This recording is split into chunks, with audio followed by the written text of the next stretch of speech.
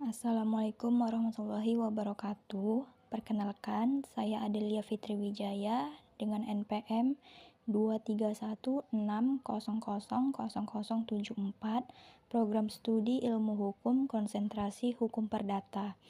Di sini saya akan menjelaskan skripsi dengan judul Tindak Pidana Pencucian Uang dengan Kejahatan Asal Tindak Pidana Narkoba. Studi Putusan Negeri Medan nomor 12/Pit.B/2012/PN Medan. Skripsi diajukan untuk memenuhi tugas-tugas dan syarat-syarat mencapai gelar sarjana hukum. Abstrak, tindak pidana pencucian uang dengan kejahatan asal tindak pidana narkoba, studi putusan Pengadilan Negeri Medan nomor 12/Pit.B/2012/PN Medan tanggal 8 Oktober 2012. Tindak pidana pencucian uang atau yang sering disebut TPPU seringkali terkait erat dengan kejahatan asal, salah satunya adalah kejahatan narkoba. Penelitian ini bertujuan untuk mengidentifikasi hubungan antara TPPU dan kejahatan narkoba, serta menganalisis dampak hukum dan sosial dari kedua tindak pidana tersebut. Metode yang digunakan meliputi studi pustaka dan analisis kasus. Hasil penelitian menunjukkan bahwa keuntungan yang diperoleh dari perdagangan narkoba sering dicuci melalui berbagai transaksi keuangan untuk menyamarkan asal-usulnya. Proses pencucian uang ini tidak hanya melanggar hukum tetapi juga memperparah masalah sosial dan ekonomi, mengakibatkan kerugian yang signifikan bagi masyarakat. Kesimpulan dari penelitian ini adalah perlunya penegakan hukum yang lebih tegas dan kerjasama antara lembaga internasional untuk memberantas jaringan pencucian uang yang berhubungan dengan narkoba. Edukasi masyarakat tentang bahaya narkoba dan pencucian uang juga menjadi langkah penting untuk mengurangi dampak negatif dari kedua tindak pidana tersebut.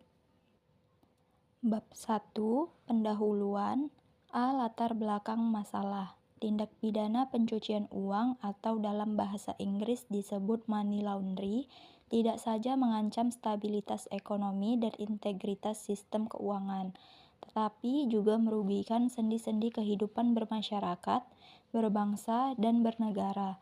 Berdasarkan Pancasila dan Undang-Undang Dasar Negara Republik Indonesia tahun 1945, pencucian uang yang dilakukan adalah dengan menyamarkan hasil tindak pidana. Dalam hal ini akan diangkat pada tindak pidana narkotika dan obat-obatan terlarang. Tindak pidana yang menyamarkan uang hasil tindak narkoba adalah uang yang dianggap halal dan legal. Obat-obatan terlarang yang diedarkan tersebut jelas-jelas akan dijual kepada pemakai. Setelah itu terjual, maka uang yang diperoleh akan dijadikan uang tanpa memandang bentuk usaha atau melegalkan uang tersebut, sehingga tersamarlah uang hasil tindak pidana narkoba tadi, sehingga itulah yang disebut dengan pencucian uang.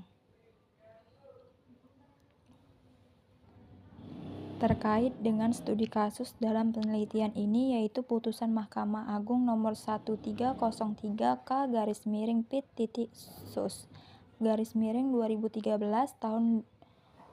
tanggal 21 Agustus 2013 Jo Pengadilan Tinggi Negeri Medan No 700/Pit/2012/PT tanggal 8 Januari 2013 Jo Putusan Pengadilan Negeri Medan nomor 1243/Pit.B/2012/PN Medan tanggal 8 Oktober 2012 juga menggunakan modus kejahatan di bidang perbankan. Modus kejahatan di bidang perbankan dalam hal ini menggunakan jasa pengiriman uang melalui money laundry, penukaran uang, predikat crime. Asal kejahatannya adalah tindak pidana narkoba, yaitu metamfetamin. Perdagangan metamfetamin dilakukan antar lintas negara, yaitu antar Malaysia dan Indonesia. Berdasarkan uraian di atas, dapat diketahui bahwa terdapat keterkaitan antara dunia pencucian uang dengan tindak pidana narkoba. Oleh karena itu, kajian tindak pidana pencucian uang, tindak pidana narkoba, putusan Pengadilan Negeri Medan nomor 1243/Pit.B garis miring 2012 garis miring PN Medan tanggal 8 Oktober 2012 penting untuk dikaji dan diteliti karena terdapat beberapa permasalahan yang menarik di dalamnya, seperti keterkaitannya dengan tindak pidana pencucian uang narkotika, modus operandi yang digunakan oleh pengedar narkotika dalam menjalankan usahanya, dan kendala penegakan hukum dalam memberantas tindak pidana pencucian uang dan pengedaran gelap narkotika.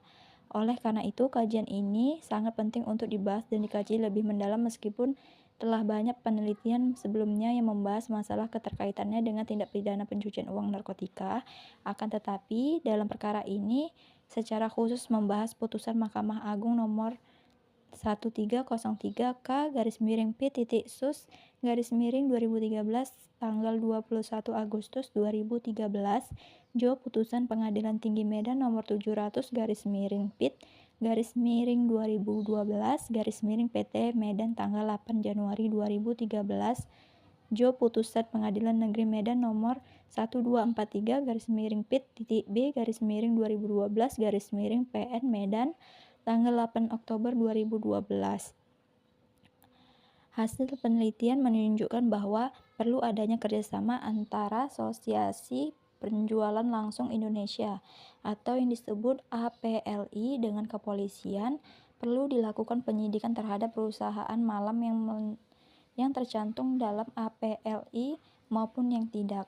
Perlu dilakukan sosialisasi, sebaiknya peran kepolisian dalam pencegahan preemptif tetap berjalan dengan baik agar masyarakat merasa aman dan tentram terhadap kegiatan usaha berkedok malam kepada masyarakat, sehingga penyidik kepolisian lebih berperan aktif lagi dalam rangka menjaga masyarakat agar aman dan tertib.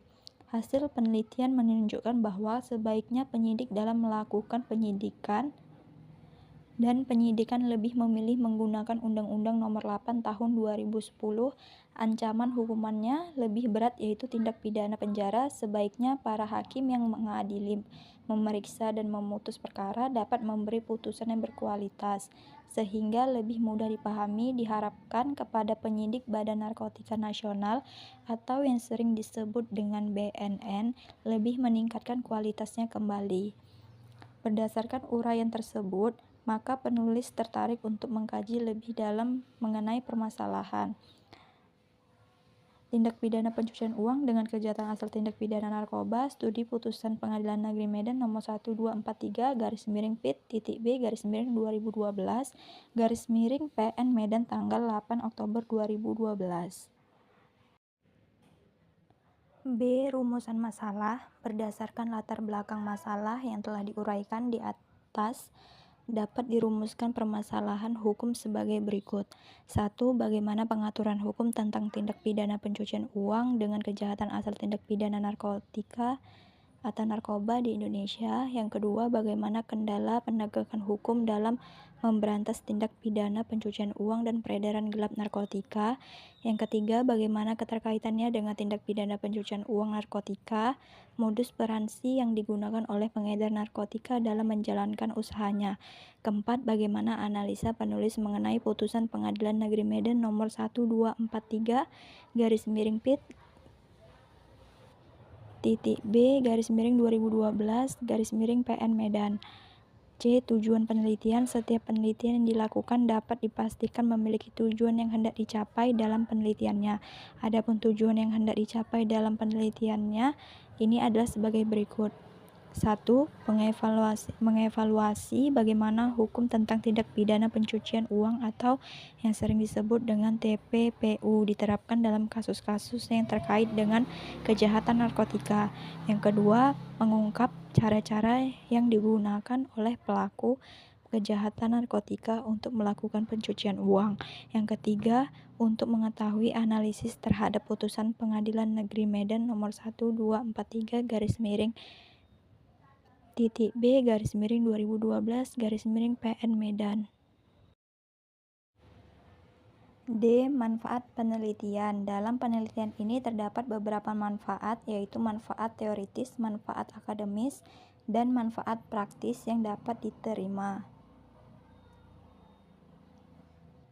Adapun manfaat-manfaat tersebut dijelaskan sebagai berikut. 1.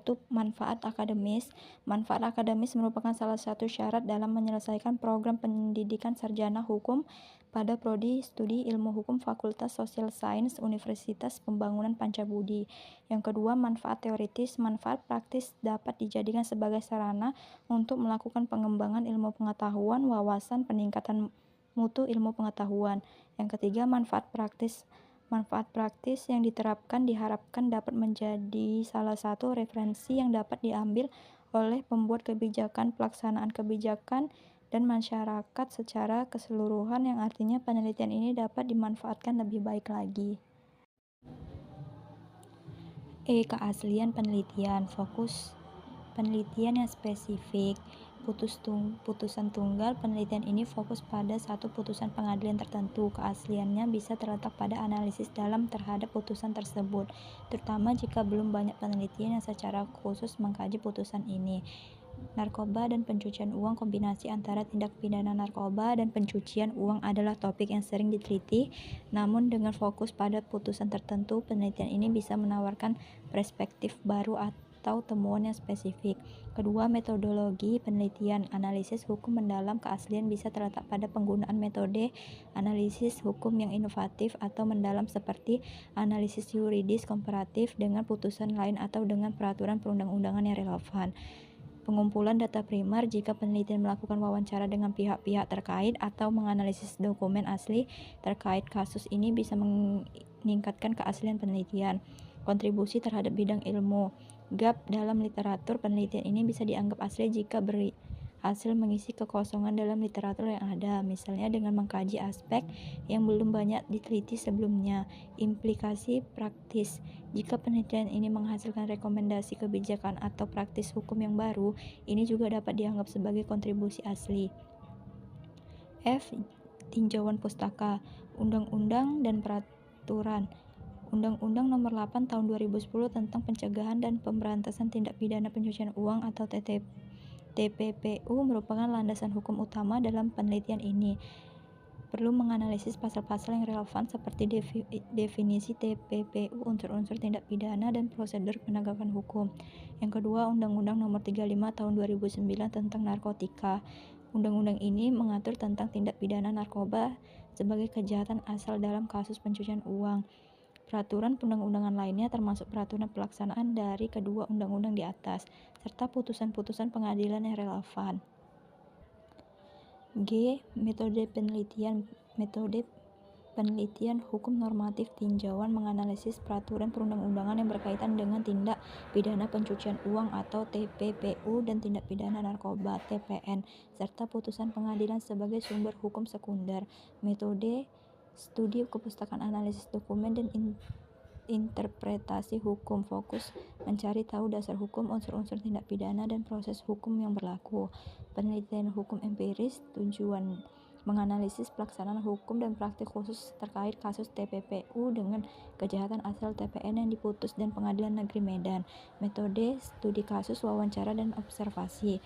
Fokus menganalisis fakta-fakta hukum, bukti-bukti yang diajukan, pertimbangan hakim, dan putusan yang dihasilkan.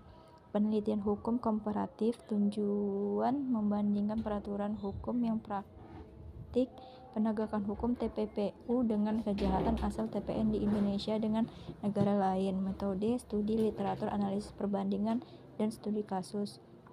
Fokus mencari tahu perbedaan, persamaan, serta mengidentifikasi praktik terbaik dalam penanganan kasus serupa. Kesimpulan. Pengaturan tindak pidana pencucian uang dalam Undang-Undang Nomor 8 Tahun 2010 tentang Pencegahan Pemberantasan Tindak Pidana Pencucian Uang mempunyai satu pasal miripnya dengan Undang-Undang Nomor 35 Tahun 2009 tentang narkotika, yaitu pasal 3 pada Undang-Undang Narkotika, pasal 137 huruf B pada Undang-Undang TPPU, pengaturan tindak pidana pencucian uang pada Undang-Undang Nomor 8 Tahun 2010 terkait dengan sanksi pidana berupa penjara, yaitu paling lama 20 tahun, sedangkan dalam Undang-Undang Nomor 35 Tahun 2009 menghukum pelaku dengan pidana penjara minimal 3 tahun dan maksimal 10 tahun. Berdasarkan dari perbedaan tersebut di atas, penyidik mempunyai kewenangan untuk menerapkan ketentuan mana yang akan diterapkan kepada pelaku kejahatan dalam putusan Pengadilan Negeri Medan nomor 1243 /P-B/2012 PN Medan tanggal 8 Oktober 2012 atas. Membuat dakwaan dengan dakwaan alternatif, yaitu dakwaan pertama pada pasal 137 huruf B Undang-Undang Nomor 35 Tahun 2009 dan dakwaan kedua dengan pasal 3 Pasal Undang-Undang Nomor 8 Tahun 2010. Mungkin ini saja yang bisa saya sampaikan dalam tugas skripsi saya dengan judul Tindak Pidana Pencucian Uang dengan Kejahatan Asal Tindak Pidana Narkoba. Maaf bila ada salah kata. Assalamualaikum warahmatullahi wabarakatuh.